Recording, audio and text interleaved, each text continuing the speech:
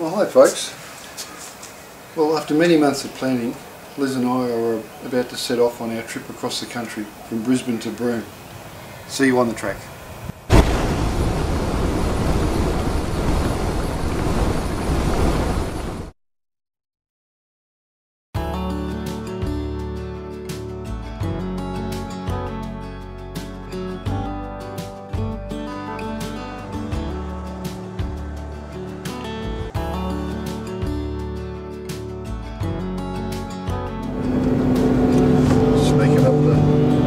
Dividing range up towards Toowoomba. The sun peaks over the horizon.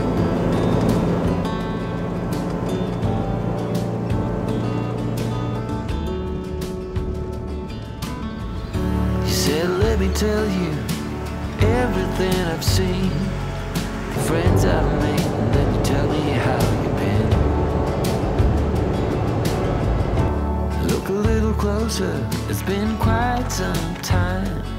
You gotta let me know if I'm out of line.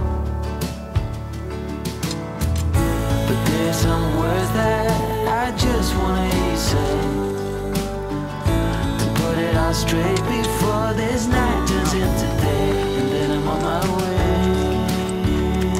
Yeah.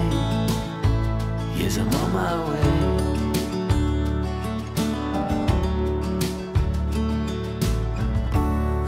Naive and so eager to please.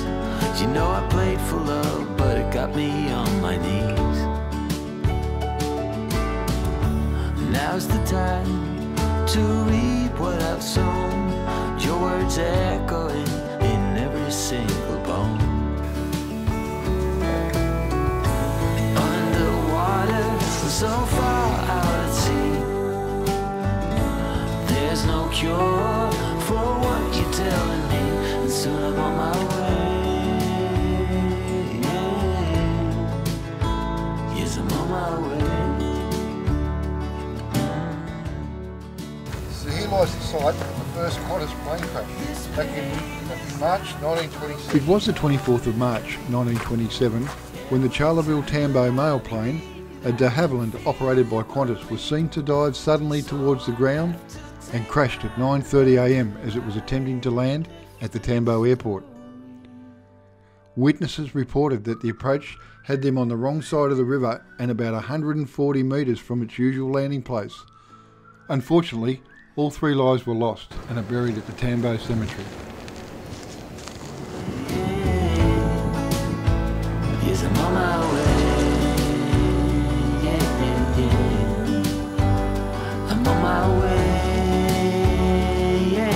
Blacksmiths and wheelwrights performed an essential role in the days prior to motor transport. With forge and anvil, hammer and tongs, blacksmiths made agricultural tools and iron rims.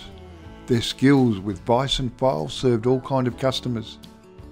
During the 1920s, motor transport had taken over. Smithy and the wheelwrights only played a minor role.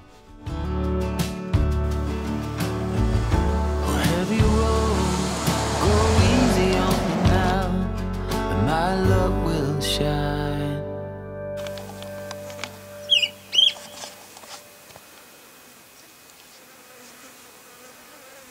So on the other side of this tree, there's a big cobweb.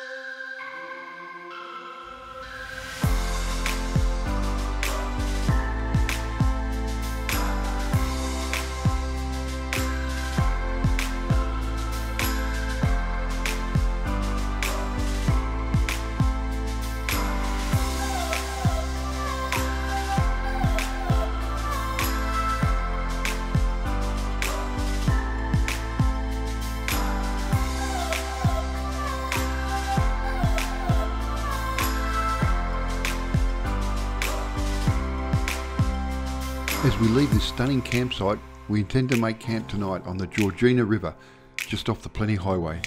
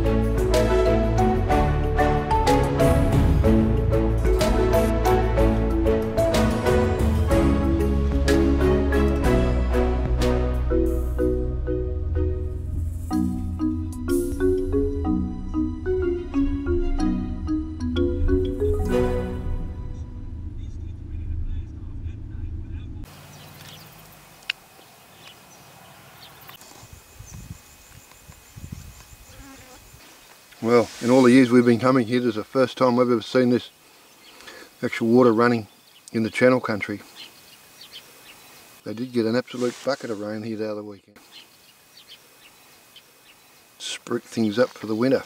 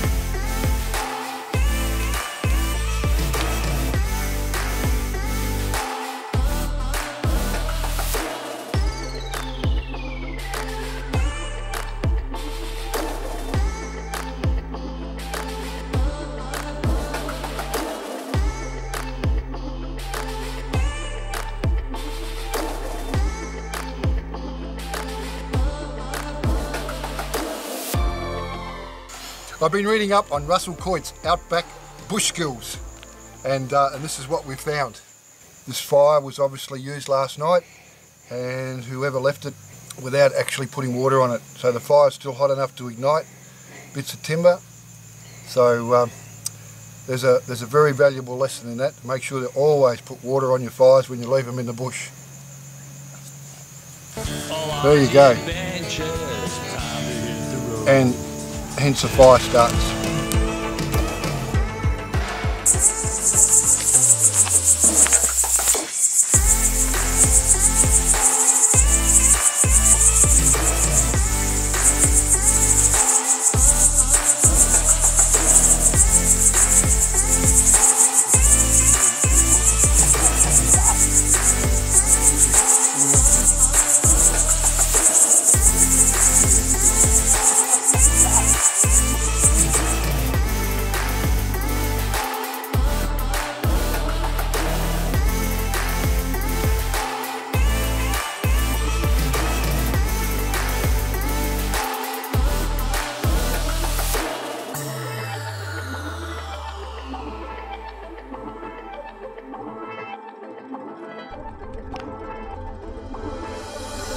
When we hit the Plenty Highway, you can see we were so fortunate as the grader had been over it only days before.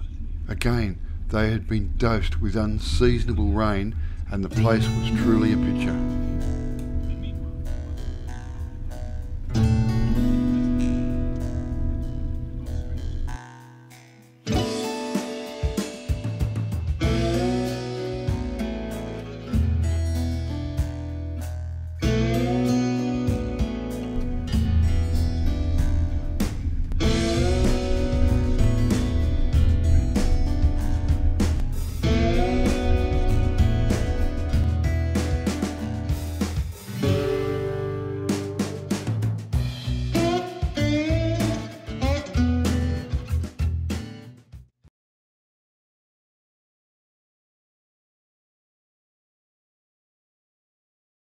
This is the homestead for Mount Riddock Station. It was originally built by Benjamin Webb and Joseph Scaber in the early 1900s. They had arrived in the area and planned a prospect for gold at Altunga.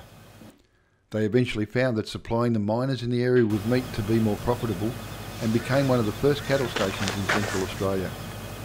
They built the first homestead on the station in 1910. It was rebuilt between 1928 and 1930. Then in 2012 the homestead was dismantled, then relocated here at the Gem 2 Caravan Park. Then it was off to do some fossicking.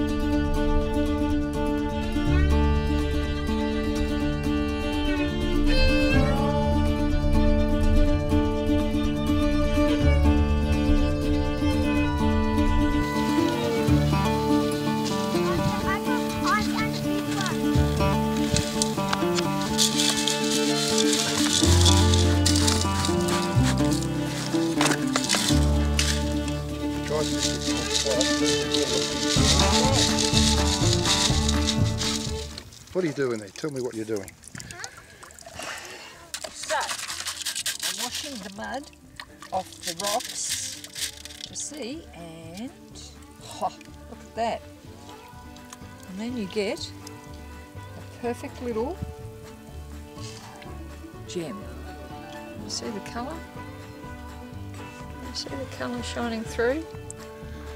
I'll just tell so it focuses, probably not. It's a beautiful red. Cool. Here's the results of our mining expedition. 3mm, some 4mm, 4.5mm, 2 5s, and one rectangle 7x4.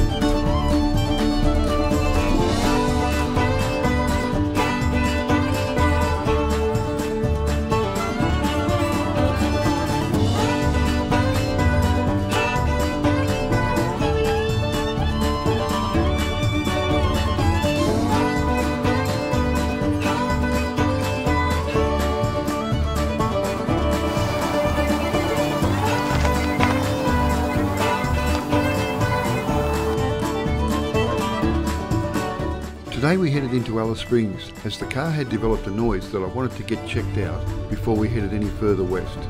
Hopefully it was something simple so we could just restock and be on our way up the Tanami tonight. Unfortunately, it wasn't that simple and it would take several days to get resolved. In the meantime, it would give us an opportunity to have a good look around Alice Springs and enjoy the hospitality of the Big 4 Caravan Park.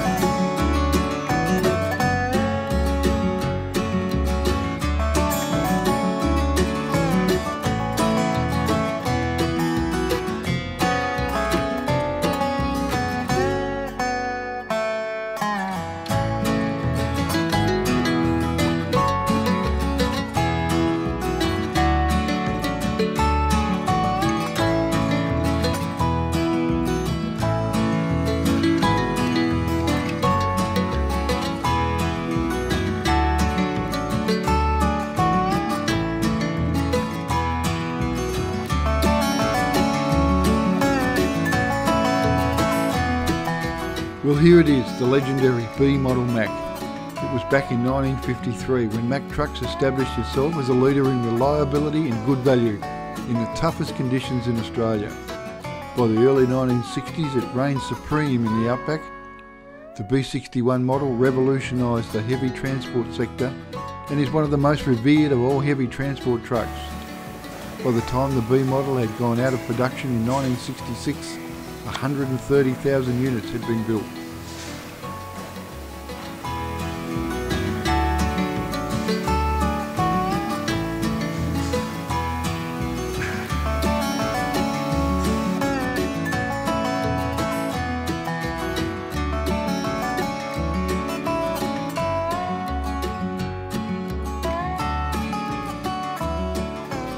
This complex is amazing, with both the old and new, the unique and legendary, vehicles that opened up Central and Outback Australia. It even has the last cab to Darwin tucked away under cover.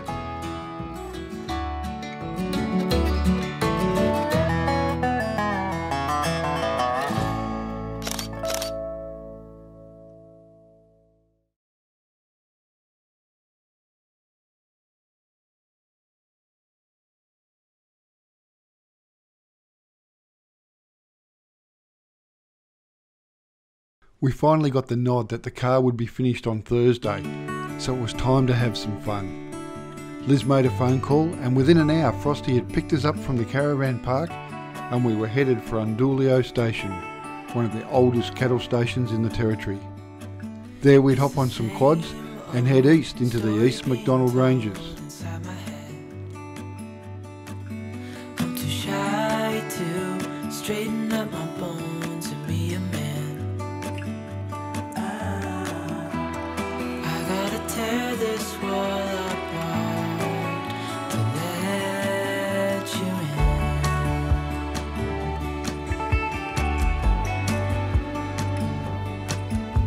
My friends say that time's running out, so take the chance. Make a move, 'cause the store won't stay open till the end. Won't you tear my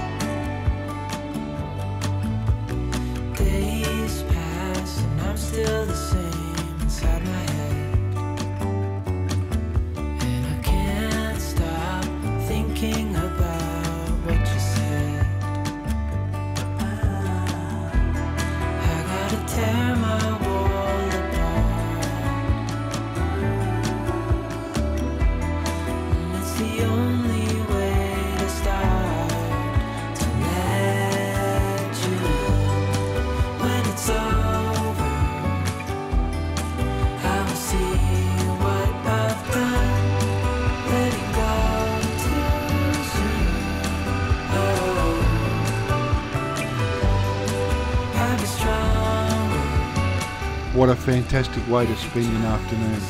As we turn these machines west and make our way back to the station, you can't help but feel a little overcome by the vastness of the country and the fact that we are on holidays.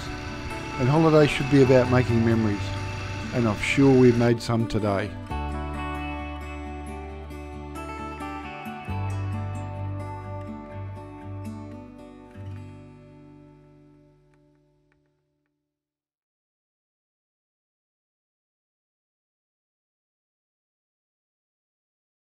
Issues with freight would see us stuck for another day, which meant that we wouldn't be getting the car back until Friday, with the anticipation of getting away bright and early on Saturday morning. We found the Alice Springs Aviation Museum and decided to spend the afternoon there.